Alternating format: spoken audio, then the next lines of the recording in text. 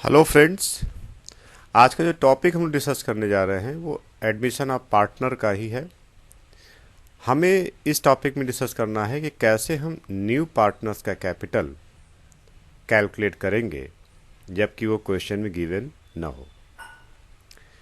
Question में information clear mention करता है कि न्यू पार्टनर्स का कैपिटल हमें कैलकुलेट करना है। इसको मैंने एग्जाम्पल से ड्राफ्ट किया है, उसी से हम लोग समझने की कोशिश करेंगे। फ्रेंड्स, एक बात को आप केयर करिएगा कि मैं यहाँ पे जो भी डिस्कशन करता हूँ वो कॉन्सेप्चुअल लेवल से करता हूँ। मीन्स ये हुआ कि जो हम लोग डिस्कस करते हैं, जिस आइटम को लेकर डिस्कस करते हैं, जैसे मैं कहूँ कि मैं एसेट्स के बारे में डिस्कशन कर रहा हूँ, तो पूरे पार्टनरशिप में अदर कोई एसेट्स आ जाता है। जैसे मैं यहाँ पे प्लांट और मशीनरी का एग्जाम्पल लूँ तो हो सकता है वहाँ बिल्डिंग हो जाए, लैंड हो जाए। तो जो कॉन्सेप्ट हम लोग यहाँ डिस्कस करेंगे वही उस पर भी अप्लीकेबल होगा। इस बात को आप माइक्रो से माइक्रो लेवल तक ले जाइएगा। जैसे मैं लाइबिलिटी का डिस्कस करूँगा तो लाइबिलिटी में जो बातें डिस्कस करूँगा वो पूरे के पूरे पार्टनरशिप में अप्लीकेबल होगा। ठीक है फ्रेंड, आइए पहले हम लोग डिस्कस करते हैं आइटम वाइज। हम लोग देखें कि जो हमारे राइट हैंड साइड में एसेट्स गिवन है उसमें कुछ एसेट्स के आइटम्स दिए हैं, जैसे प्लांट एंड मशीनरी है, इन्वेस्टमेंट्स है, डेटर्स है, उस पर प्रोविजन किया हुआ है 20,000 का, स्टॉक है, कैश इन हैंड या कैश। ठीक है फ्रेंड्स, हमारा लाइबिलिटी साइड जो आपके लेफ्ट हैंड साइड में है उसमें पार्टनर्स का कैपिटल है, वर्कमैन कंपेंसेशन रिजर्व है, क्रेडिटर्स है, एम्प्लॉयज प्रोविडेंट फंड है। एक क्वेश्चन राइज होता है फ्रेंड्स कि हमें कौन सा आइटम रिवैल्यूएशन में ले जाना है और कौन सा आइटम है पार्टनर्स कैपिटल में ले जाना है। ठीक है, तो इसको हम डिस्कस कर लेते हैं। हम सबसे पहले लाइबिलिटी साइड की ओर देखते हैं। अब देखिए जरा, उसमें एस कैपिटल है, बीस कैपिटल है, तो क्या लगता है कि ए का कैपिटल कोई बी ले जाएगा या बी का कैपिटल ए ले जाएगा, या ए के कैपिटल को कोई एम्प्लॉय ले सकता है या फर्म ले सकता है बिना उसके परमिशन के? ये सामान्य सा लॉजिक है इसमें कि अगर आपकी कोई प्रॉपर्टी है तो उसे आप ही ले सकते हैं, आप किसी को दे सकते हैं। ठीक है, तो आप देखें कि जो एस कैपिटल है, बीस कैपिटल, उस पर पार्टनर्स का राइट है, तो ये 100% ये पार्टनर्स कैपिटल में जाएगा, ये रिवैल्यूएशन का पार्ट नहीं है। एक बात तो क्लियर हुआ कि जिस पे पार्टनर्स का राइट होगा वो रिवैल्यूएशन में नहीं जा सकता है, वो कहाँ जाएगा, वो पार्टनर्स कैपिटल में जाएगा। ठीक है फ्रेंड, क्लैरिटी हुई इसमें। नेक्स्ट पॉइंट डिस्कस करते हैं, वर्कमैन कंपेंसेशन रिजर्व। ये अनडिस्ट्रीब्यूटेड प्रॉफिट कहा जाता है। इसमें जनरल रिजर्व आ सकता है, रिजर्व फंड आ सकता है, प्रॉफिट एंड लॉस आ सकता है। ठीक है, मीन्स ये हुआ कि जो प्रॉफिट एंड लॉस फर्म का होता है उससे जो क्रिएट किया जाता है वो होता है अनडिस्ट्रीब्यूटेड प्रॉफिट। अब क्वेश्चन ये होता है कि क्या ये रिवैल्यूएशन का पार्ट है? तो इसमें कंडीशंस को आपको एडजस्टमेंट में देखना पड़ेगा। अगर वर्कमैन कंपेंसेशन रिजर्व के बारे में एडजस्टमेंट में कोई इन्फॉर्मेशन नहीं दिया है, कोई इन्फॉर्मेशन, ठीक है, अगर नहीं दिया है, इसका मतलब ये अनडिस्ट्रीब्यूटेड प्रॉफिट का पार्ट हो गया। तो इसको कौन ले जाएगा? क्योंकि ये पार्टनर्स के ही प्रॉफिट का एक पार्ट होता है जो सेपरेट रखा जाता है। ठीक है, मिस हैपनिंग्स को फेस करने के लिए, अनफॉर्सीन लॉसेस को फेस करने के लिए। तो अब तो वो हुआ नहीं जिसके लिए हमने ये बनाया था रिजर्व। तो एडमिशन के टाइम पे अगर इस पे कोई क्लेम नहीं हुआ है, मैं रिपीट कर रहा हूँ, एडमिशन के टाइम पर अगर इस पे कोई क्लेम नहीं हुआ है वर्कमैन का, तो इसका मतलब ये प्रॉफिट गया पार्टनर्स का, क्योंकि ऑलरेडी उन्हीं का था ही ये। तो इसका मतलब ये भी यहाँ निकल रहा है कि इस पे पार्टनर्स का राइट है, तो ये भी रिवैल्यूएशन का पार्ट नहीं हुआ, ये भी जाएगा पार्टनर्स कैपिटल में। मैं एनालिसिस कर रहा हूँ, आप इसको क्लियर करिएगा। अब बात आती है क्रेडिटर्स की। अब चेक करिए, क्या क्रेडिटर्स का जो पैसा है 2,30,000 रुपया, क्या वो पार्टनर्स ले सकते हैं? क्या उनका राइट है? तो आंसर है नहीं, क्योंकि क्रेडिटर कोई थर्ड पार्टी है, ये सप्लायर है। तो सप्लायर का पैसा सप्लायर ले जाएगा, न कि पार्टनर ले जाएगा। इसका मतलब ये हुआ कि अगर क्रेडिटर से रिलेटेड कोई फ्लक्चुएशन होता है, मीन्स क्रेडिटर्स के वैल्यू में कोई इंक्रीमेंट होता है, बढ़ जाता है, या कोई डिक्रीज होता है, जैसे डिस्काउंट, या कोई क्रेडिटर क्लेम नहीं कर रहा है अमाउंट को, क्लेम ना मतलब कि हमको पैसा चाहिए नहीं। ठीक है, तो ये फ्लक्चुएशन जाएगा रिवैल्यूएशन में। क्यों जाएगा? क्योंकि इसका रिलेशन पार्टनर से डायरेक्ट नहीं बन रहा है, इस पर पार्टनर्स का कोई राइट नहीं बन रहा है। एक बात तो ये क्लियर हो गया कि जिस आइटम पर लायबिलिटीज के जिस आइटम पे पार्टनर्स का राइट होगा वो जाएगा कैपिटल अकाउंट के थ्रू। लायबिलिटीज के जिस आइटम पे पार्टनर का राइट नहीं होगा, थर्ड पार्टी का होगा, वो जाएगा रिवैल्यूएशन में। लेकिन कब जाएगा? जबकि उससे रिलेटेड एडजस्टमेंट दिया होगा। इसका मतलब ये हो गया कि अगर थर्ड पार्टी से रिलेटेड आइटम्स का एडजस्टमेंट में कोई इन्फॉर्मेशन नहीं दिया तो उसको हम लोग as it is balance sheet में शो करेंगे। उसके लिए कोई जर्नल एंट्री पास नहीं करेंगे, कोई रिवैल्यूएशन अकाउंट में नहीं ले जाएंगे। इतनी बातें क्लियर हुआ। एम्प्लॉयज प्रोविडेंट फंड एकदम क्लियर मेंशन है कि एम्प्लॉय का होता है। ये प्रोविडेंट फंड एक्ट के थ्रू रेगुलेट होता है। जब एम्प्लॉय का रिटायरमेंट होता है तो उसमें से वो पैसा उसको असिस्ट करने के लिए, हेल्प करने के लिए, मदद करने के लिए दिया जाता है। तो क्या जो पैसा एम्प्लॉयज़ का है उस पर पार्टनर्स का राइट है? तो सिंपल सा आंसर नहीं है। इसका मतलब हुआ कि अगर एम्प्लॉयज प्रोविडेंट फंड में कोई फ्लक्चुएशन होता है तब ये रिवैल्यूएशन का पार्ट होगा। जैसे प्रोविजन को बढ़ाना है, घटाना है, ये रिवैल्यूएशन, हालांकि इसमें प्रोविजन आता नहीं है लेकिन इंक्रीज करने का प्रोविजन आ सकता है, तो इसका रिवैल्यूएशन से रिलेशन होगा। अब मैंने यहाँ पे 3 बातें डिस्कस किया फ्रेंड्स। एक मैंने डिस्कस किया कि लायबिलिटीज साइड में जो कैपिटल्स है वो कैपिटल अकाउंट के थ्रू जाएगा। लायबिलिटीज में जो अनडिस्ट्रीब्यूटेड प्रॉफिट्स है, जो पार्टनर्स का राइट होता है, वो पार्टनर्स कैपिटल अकाउंट में जाएगा। हाँ, जिस डेट पे एडमिशन न्यू पार्टनर का हो रहा है उस डेट पे कोई क्लेम नहीं होना चाहिए। इस बात को आप हमेशा क्लियर करिएगा। जो थर्ड पार्टी का पैसा है, जैसे क्रेडिटर्स है, बिल्स पेबल है, बैंक लोन है या किसी अदर लोन है, आउटस्टैंडिंग है, मतलब जो भी थर्ड पार्टी को देना हुआ, उसमें जब तक एडजस्टमेंट में फ्लक्चुएशन नहीं दिया रहेगा तब तक आप उसे रिवैल्यूएशन में मत ले जाइएगा। ये 3 बातें क्लियर हुआ। यही कॉन्सेप्ट हम लोग एसेट पे अप्लाई करते हैं। देखिए एसेट में क्या होता है, 2 बातें आप ध्यान देंगे। एक गुडविल को देखेंगे, एक जो फिक्टिशियस एसेट्स होता है जिसको हम डेफर्ड रेवेन्यू एक्सपेंडिचर भी कहते हैं। इन 2 आइटम को आप छोड़ दीजिए क्योंकि इनका रिलेशन जो है पार्टनर्स कैपिटल से होता है। ठीक है, क्योंकि गुडविल कब आती है? जब नया पार्टनर एडमिशन होता है। और दूसरी बात, जब फिक्टिशियस एसेट्स आता है उसकी मार्केट वैल्यू 0 होती है। वो तो क्या हम लोग अकाउंटिंग के पर्पज से दिखा देते हैं क्योंकि इसमें हम लोग को प्रॉफिट से जो इसका यूज होता है वो कई सालों तक चलता रहता है। ठीक है फ्रेंड, तो गुडविल और डेफर्ड रेवेन्यू को छोड़ के बाकी जो भी आइटम आपके एसेट साइड में दिया होगा, जब तक उसका रिलेटेड एडजस्टमेंट में न दिया हो इंफॉर्मेशन, आप उसे टच ही नहीं करेंगे, सीधे न्यू बैलेंस शीट पे शो कर देंगे, जिसको कि आप ओपनिंग बैलेंस शीट भी कहते हैं। तो मैंने अपना व्यू क्लियर किया। मैंने ये समझा दिया कि आखिर में कौन सा आइटम आपके रिवैल्यूएशन में जाएगा, कौन सा आइटम इसके पार्टनर्स कैपिटल अकाउंट में जाएगा। इसको हम लोग फर्दर स्टडी करते हैं, डिस्कस करते हैं, देखें क्या इन्फॉर्मेशन गिवन इसमें। On 1st April 2023, they admitted C into partnership for 1/4 share in the profits of the firm. अब इसके लिए C क्या कर रहा है, यही इंपॉर्टेंट लाइन है आपके लिए। C brought proportionate capital। अब प्रोपोर्शनेट कैपिटल का मतलब क्या हुआ कि जो इसका प्रोपोर्शन है उतना ये कैपिटल लेकर आएगा। तो वो कौन सा कैपिटल होगा जिसका 1/4 इसका प्रोपोर्शन होगा? तो ये कैपिटल होगा पूरे फर्म का कैपिटल होगा। अब ये पूरे फर्म का कैपिटल कैसे निकालेंगे, क्योंकि अभी तो केवल ओल्ड पार्टनर ही हैं, तो उन्हीं का कैपिटल ऐड कर दे? तो नहीं, क्योंकि अभी तक ओल्ड पार्टनर जो शेयर कर रहे थे अपना ओल्ड रेशियो शेयर कर रहे थे, उसी रेशियो में से उन्होंने दे दिया 1/4 C को, तब तो उनका रेशियो थोड़ा कम तो हुआ ही होगा। तो जब कम हुआ होगा तो निश्चित रूप से अब उनका कैपिटल भी रिवैल्यू हो जाएगा। तो हम उनके कैपिटल को रिवैल्यू करेंगे, उसके बाद जो पूरे फर्म का कैपिटल आएगा उसमें 1/4 जो कैलकुलेट करेंगे वो C का कैपिटल होगा, जो कि हमारा ब्लू वाला जो सेगमेंट है उसमें मेंशन किया गया है। इसी के ऊपर पूरा क्वेश्चन मेरा डिपेंड कर रहा है, इसी को मुझे आपको समझाना है फ्रेंड्स।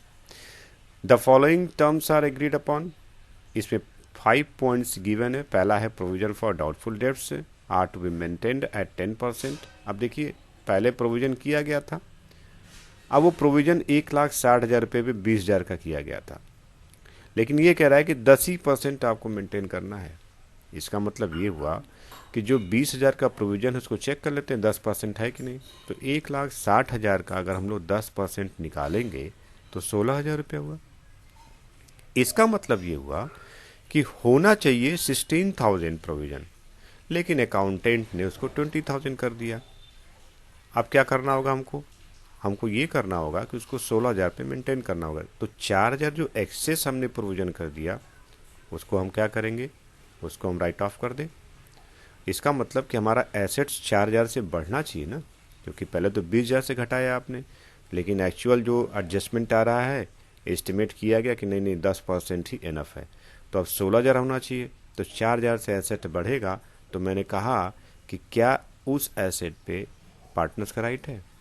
तो आंसर है कि इनडायरेक्टली तो सब पे पार्टनर का राइट होता है, लेकिन हाँ डायरेक्टली उस पर पार्टनर का राइट नहीं है। तो एसेट में फ्लक्चुएशन को हम रीवैल्यूएशन में शो करेंगे। तो अब देखिए हमारा एसेट इंक्रीज करेगा बाई 4,000 से, तो रीवैल्यूएशन अकाउंट में क्रेडिट हो जाएगा। अब पॉइंट नंबर 2 भी डिस्कस करते हैं। Stock are valued under valued by 25%। जब भी आपको कहीं भी पूरे आपके पार्टनरशिप में या पूरे अकाउंटिंग की बात करें, अंडर वैल्यूड और ओवर वैल्यूड दो वर्ड्स अगर आपको दिखे तो ये जान जाइएगा कि ये दोनों वर्ड्स जो है ये इंडिकेट करता है कि अकाउंटेंट ने गलती किया है।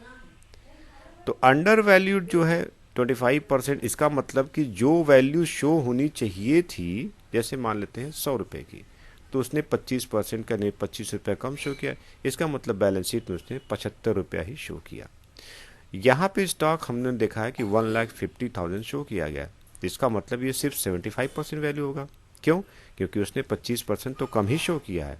तो शो कितना किया? परसेंटेज 100 का होता है, इसलिए इसका मतलब 25% कम शो किया उसने। तो 100 का 25% निकालेंगे तो 25 ही आ गया, यानी 75 रुपये ही शो किया। तो हमें क्या करना पड़ा? रिवर्स कैलकुलेशन करके हमें स्टॉक की ओरिजिनल वैल्यू फाइंड करनी पड़ेगी। तो देखिए 1,50,000 इंटू 100 अपॉन 75 किया। 75 कैसे आया? 100 माइनस जो परसेंटेज आपका है 25% लेस कर दीजिए, 75 आ जाएगा। तो एक्चुअल वैल्यू होनी चाहिए उसकी 2 लाख, लेकिन हमने शो किया है, मतलब अकाउंटेंट ने गलती से शो किया है 1.5 लाख। तो 50,000 से एसेट इंक्रीज करना चाहिए, तो ये एसेट रिवैल्यूएशन का पार्ट हुआ, तो रिवैल्यूएशन में क्रेडिट हो जाएगा बाई 50,000। अब पॉइंट नंबर 3 का डिस्कशन करते हैं। An old customer whose account of ₹25,000 are written off as bad. Written off मतलब इसको राइट ऑफ किया जा चुका है पहले ही, अब ये दोबारा राइट ऑफ नहीं हो सकता, यानी वो अकाउंट क्लोज हो चुका है। कहता है पेड ₹15,000 इन फुल सेटलमेंट, लेकिन उसके पास पैसा आया होगा, उसने बोल दिया कि नहीं नहीं हम 15,000 रुपये पेमेंट करने को तैयार हैं, और पेड कर भी दिया। तो जब हम लोग राइट ऑफ किए होंगे तो रीवैल्यूएशन बनाएंगे तो उसमें डेबिट कर ही दिए होंगे, तो ख़त्म हो गया। अब हमें वो पैसा रिकवर, यानी डूबा हुआ पैसा वापस मिल रहा है, तो बैड डेबिट रिकवर्ड हो गया। तो ये क्या हुआ? 15,000 से मेरा कैश भी इंक्रीज करेगा क्योंकि पैसा इनफ्लो हो रहा है फर्म में, और 15,000 से रिवैल्यूएशन भी मेरा इंक्रीज कर जाएगा। क्यों? क्योंकि मेरा एसेट इंक्रीज कर रहा है। तो बाई साइड यानी क्रेडिट साइड में रिवैल्यूएशन के 15,000 हम शो करेंगे, और 15,000 कैश में भी ऐड कर लेंगे क्योंकि कैश का इनफ्लो हो रहा है। पॉइंट नंबर 4 की बात करें हम, तो 10% of the investments are taken over by b at book value. अब बुक वैल्यू इन्वेस्टमेंट का देखिए क्या दिया, उसका 10% जो है बी ले रहा है। अब देखिए इसका रिलेशन पार्टनर से हो गया। अब तक जो 3 प्रोविजन ऊपर दिया हुआ था उसका रिलेशन पार्टनर्स नहीं था, लेकिन यहाँ पार्टनर टेक ओवर कर रहा है, पार्टनर उसको ले ले रहा है। तब इसका मतलब कि ये पैसा रिवैल्यूएशन में नहीं जाएगा, ये पैसा जाएगा सीधे पार्टनर्स कैपिटल अकाउंट में। ये तो बातें क्लियर हुआ? मैंने डिस्कस भी किया था बैलेंस शीट में कौन सा आइटम जाना है पार्टनर्स कैपिटल के थ्रू और कौन सा आइटम जाना है रिवैल्यूएशन के थ्रू। लास्ट पॉइंट डिस्कस कर लेते हैं। सेकंड लास्ट पॉइंट है कि claim on account of workman compensation amounted to ₹70,000। ठीक है कि कंपेंसेशन का जो लाइबिलिटी में अमाउंट दिया था वो है 60,000 है, लेकिन उसको इंक्रीज करके आपको 70 करना है। इसका मतलब कि आप लाइबिलिटी आपकी क्रिएट हो गई, यानी कि एडमिशन समय क्लेम उस पर बन गया। तो अब 10,000 से आपकी लाइबिलिटी क्रिएट हुई है, तो इसका मतलब रिवैल्यूएशन में डेबिट हो जाएगा। ठीक है फ्रेंड, मैंने रिवैल्यूएशन पे एक छोटा वीडियो बनाया, आप उसको देख सकते हैं। उसमें बहुत लॉजिकल वे में और उसको कॉन्सेप्चुअल वे में मैंने समझाया है कि क्या डेबिट और क्या क्रेडिट होना चाहिए और कैसे एंट्री पास की जाती है, उसको जरूर आप देखें। Creditors included a sum of ₹24,000 which are not likely to be claim. अब देखिए क्रेडिटर रहा, उसने बोला कि 25,000 रुपया, इनको लगा कि 25,000 रुपया क्लेम करेगा नहीं, 24,000 का क्लेम नहीं करेगा वो। तो 24,000 जो है, इसका मतलब ये फर्म की इनकम हो गई। लायबिलिटी में डिक्रीज हुआ, तो डिक्रीज इन लायबिलिटी क्या होता है, रिवैल्यूएशन क्रेडिट साइड जाता है। बेसिक पॉइंट्स हमने डिस्कस किया सब। इस वीडियो के लास्ट में डाल देता हूँ कि रिवैल्यूएशन कैसे प्रिपेयर किया जाता है, ताकि आप उसको एक बार जरूर देखें। ठीक है फ्रेंड्स, आइए अब देखते हैं कैसे हम लोग प्रिपेयर करते हैं revaluation account, partners capital account और बैलेंस शीट को। ये रिवैल्यूएशन अकाउंट मैंने पहले ही कहा था कि कैसे प्रिपेयर होता है, मैं इसको यहाँ पे रिसर्च करते हैं हम लोग। To provision for workman compensation, 60,000 का हमने रिजर्व किया था। देखिए रिजर्व और प्रोविजन में अंतर होता है। रिजर्व मतलब केवल एक सेविंग किया गया है, एक्सपेक्टेशन है कि फ्यूचर में ये हो सकता है। अब प्रोविजन का मतलब होता है कि अब ये होने वाला है, तभी तो हम प्रोवाइड करेंगे उसको। तो जो 60,000 किया था उसको बढ़ाकर 70,000 करना था, तो 60 तो था ही, हो गया था। 10,000 अगर और हम प्रोवाइड कर लें तो टोटल 70,000 प्रोविजन हो जाएगा, यानी 10,000 से लायबिलिटी आपकी इंक्रीज किया है। तो इंक्रीज इन लायबिलिटी वो रिवैल्यूएशन के डेबिट साइड आता है। अब चूंकि ये बैलेंस आएगा प्रॉफिट ट्रांसफर, इसको हम छोड़ते हैं, अभी पहले डिस्कस करते हैं by provision for doubtful dates. देखिए आपने प्रोविजन किया 20,000 का एसेट साइड में अगर देखें, लेकिन वो बोला कि आपको 10% ही मेंटेन करना है, तो 1,60,000 का 10% होता है 16,000। तो हमने 4,000 से ज़्यादा एसेट डेप्रिशिएट कर दिया था, डिक्रीज कर दिया था, सही वर्ड डिक्रीज होगा। तो जब डिक्रीज हुआ तो अब वो तो एस्टिमेट हमारा क्या हुआ, चेंज हो गया, तो हम अपने एसेट को इंक्रीज कर देंगे 4,000। तो इंक्रीज इन एसेट हमेशा रिवैल्यूएशन के क्रेडिट साइड में होता है। स्टॉक की वैल्यू हमने 1,50,000 शो किया था एसेट साइड में, लेकिन वो 25% कम शो हुआ था अकाउंटेंट की गलती से। अब उसको हम लोग क्या करेंगे, इंक्रीज करेंगे। तो इंक्रीज इन एसेट्स जो होता है रिवैल्यूएशन अकाउंट के क्रेडिट साइड में शो होता है बाई 50,000।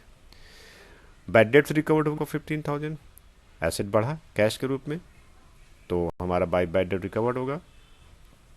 अब क्रेडिटर्स ने क्लेम भी नहीं किया, क्लेम नहीं किया इसका मतलब कि हमारा लायबिलिटी डिक्रीज हो गया। तो डिक्रीज इन लायबिलिटी और इंक्रीज इन एसेट हमेशा रिवैल्यूएशन के क्रेडिट साइड में होता है। इसको टोटल करेंगे तो 93,000 होगा क्रेडिट साइड का, और उसमें से 10,000 लेस कर देंगे क्योंकि डेबिट साइड में केवल एक ही आइटम है 10,000 का। तो ये हो जाएगा आपका डिफरेंस अमाउंट जो आएगा, उसको आप ओल्ड पार्टनर ए और बी ओल्ड रेशियो में आप शेयर कर दीजिएगा। ऐसे बनेगा आपका रिवैल्यूएशन अकाउंट। पार्टनर्स कैपिटल को चेक करते हैं। देखिए पार्टनर्स कैपिटल मैंने 2 सेगमेंट किया है, क्योंकि मुझे न्यू पार्टनर्स कैपिटल कैलकुलेट भी करना है। एग्जाम में भी आप ऐसे ही करिए, आप सेगमेंट तो बना नहीं पाएंगे। मैंने कलर जानबूझ के किया क्योंकि मैं यहाँ पे कोई लाइव क्लास नहीं दे पा रहा हूँ, तो मैं आपको कैसे समझाऊंगा, इसीलिए मैंने ब्लैक, जो आप एक हॉरिजॉन्टल लाइन देख रहे हो, मैंने 2 पार्ट कर दिया। एक ग्रीन पार्ट है, उसके ब्लैक के ऊपर है।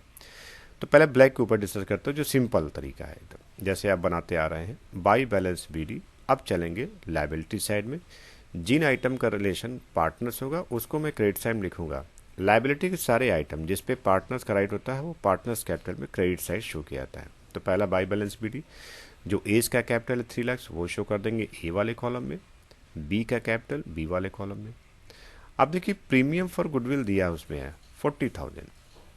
तो 40,000 कौन लेगा, तो निश्चित रूप से यानी कि जो सेक्रीफाइस करेगा वही लेता है। तो ए और बी ने सेक्रीफाइस किया। ये कहाँ दिया है क्वेश्चन में, जब क्वेश्चन में न्यू रेशियो गिवन नहीं होता है और न्यू पार्टनर शेयर किससे लिया ये भी गिवन नहीं होता है, तो हम एज्यूम कर लेते हैं कि दोनों पार्टनर यानी ओल्ड पार्टनर से अपने ओल्ड रेशियो में सेक्रीफाइस किया।